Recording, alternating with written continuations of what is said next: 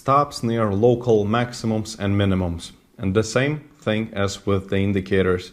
Remember that your stops near local maximums and minimums must be as short as possible, for the simple reason that if the trend continues, it will pull absolutely any size of stop. Therefore, it's only logical that you must use a short stop as possible. And let me show you a few examples. So here, once again, our favorite example right here in the daily chart in DAX indices. Right now, here our consolidation. So yes, the idea here is that this resistance level, the key level, really powerful one, is our absolute local maximum. So this level is the maximum, and it is gonna be very relevant to the example of the stops near local maximums and minimums. So let's go to the 4-hour chart. And as you can see here, we've seen this picture quite a few times already. And here, when you would like to trade either a true break or a false break, and here are mostly false breaks, you would use the shortest possible stop, because as you've seen in the daily chart, this level right here is our absolute maximum. So if you would, for example, anywhere around here enter, or let's say this last one, if you would enter into falling with the false break, I would recommend using for example, let's see, this one here, the entry would be around 13,270.5 points. And our technical stop would be here, which is ridiculously high up.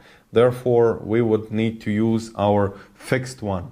The fixed one, as you can remember, is around 20 to 26 points. So around here would be our fixed stop. However, this is an exception where I would permit to use a super small stop. Now, as you can remember, you can use a few point stop, even 2-3 points of stop when you're trading the bounce structure. As you can remember, that it was quite simple to understand why, and you could use a super small stop, which is fantastic, and actually try to get 1 to 100 or 1 to 200 ratio. But, well, that's a bit too much sometimes, but it is possible here and there.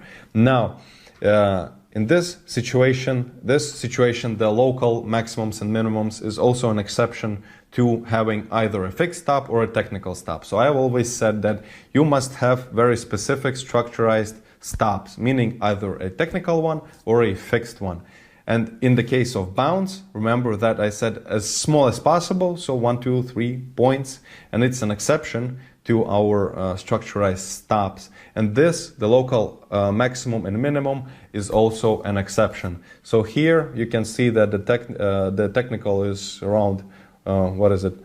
A lot, 50, 60 points, whatever it is. It's far too much for any kind of stop, for any place, any kind of structure. Now our fixed one would be around here, around 20 points or so. However, I would still recommend, just because of it being the absolute maximum, I would still put my stop around here. So this would be about 10 points. So since this is a 4-hour chart, the moves are still quite powerful. You cannot really use 1, 2, 3 points like with the bounce structure.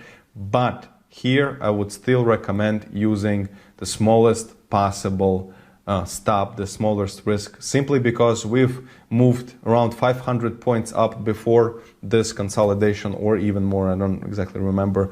It does not matter. We had a really powerful trend up, and now we are consolidating and we are not going very much lower. Therefore, the trend might continue going up again. So if it does, then a stop of 50 points most likely will be pulled. And there is absolutely no rational reason to have a stop of 15 points or 20 points. 5-point stop will be the same as 15-point stop. So the extra 10 points is just a waste of money. And that's the idea I'm trying to teach you and show you in this example of local maximums and minimums.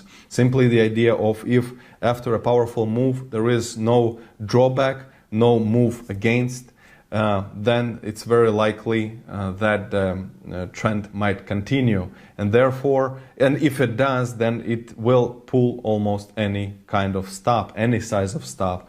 Therefore, with this logic, with this simple yet logical explanation, very rational explanation, we must keep our stop at around 5 to 10 points at an absolute maximum.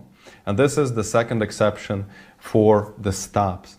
Every other case except local maximums and minimums and the bound structure, everywhere else you must have either a fixed stop or a technical one, and there is absolutely no other choice in any other scenario besides the bound structure and the local highs and minimums. Alright, that's it for this lesson. Please complete your test and enjoy some time off with no homework, and I'll see you in the next lesson.